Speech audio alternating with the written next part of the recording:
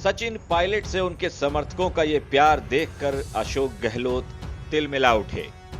गुस्सा तो बहुत आया, लेकिन क्या करें, पार्टी के कई नेता और मंत्री मंच पर आसीन थे, मीडिया भी सामने ही मौजूद था, लिहाजा पायलट से नफरत वाली आग अपने दिल में दबाए बैठे रहे, चाहकर भी कुछ नहीं बोल पाए।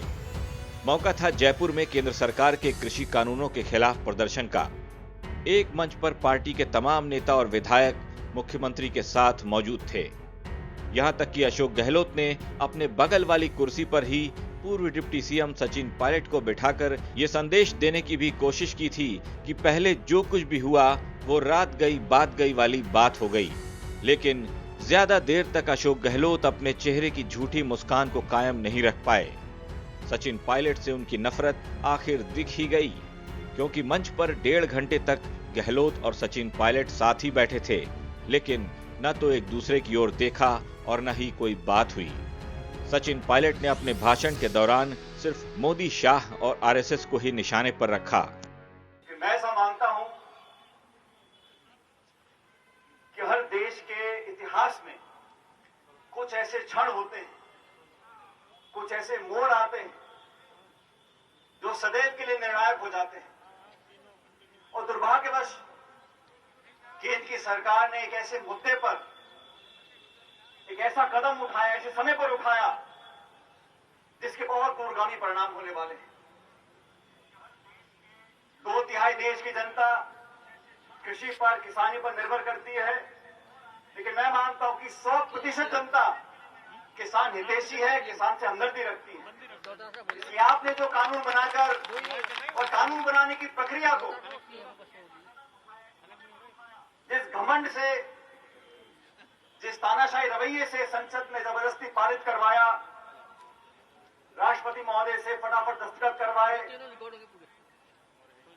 नोटिफिकेशन जारी कर दिया, कोई सलाह, कोई मशवरा, और आज तक भाजपा की सरकार के व्यक्ति और मंत्री इस बात का जवाब नहीं दे सकते कि इन कृषि कानूनों का निर्माण करने की मांग किसने करी। इस देश में ऐसा कौन सा किसान संगठन है, कौन सी राज्य सरकार है जो ये किसी कानून का निर्माण करने की मांग करती थी। हमारे देश में अलग अलग समय पर अलग अलग मांगे होती हैं, लेकिन कौन किसान खड़ा होकर बोलता है कि हमें समर्थन मूल्य नहीं चाहिए। 1.5 घंटे साथ होने के बावजूद सीएम और पूर्व डिप्टी सीएम में कोई बात नहीं हुई। हाँ, मंच पर आसीन होने से पहले महज शिष्टाचार की खानापूर्ति जरूर की गई। तो फिर कैसे मान लिया जाए कि कांग्रेस में सब ठीक है? पीसीसी चीफ गोविंद सिंह डोटासरा ने अपनी ओर से गहलोत और पायलट की बात करवाने की भी कोशिश की थी, लेकिन गहलोत और पायलट के सम्मान और अहम ने शायद उन्हें एक दूसरे से बात करने की इजाजत नहीं दी थी, और साथ बैठने के बाद भी दिलों की दूरियां और ज्यादा बढ़ गईं। गहलोत और पायलट दोनों ही नेताओं ने अपने संबोधन में पूरा हमला केंद्र की मोदी सरकार और संघ पर ही किया। के प्रकार 39 दिन हो गए, 39 दिन ठंड के अंदर जो हमारे किसान भाई बैठे हुए हैं बॉर्डर पर, 39 दिन में 40 मौतें हो चुकी हैं। आप सोच सकते हैं क्या बीतरी होगी उनके ऊपर, उनके परिवार पर। उनके बेटे पोते कई तो सेना में होंगे, जो बॉर्डर पे होंगे, और ये संवेदनहीनता का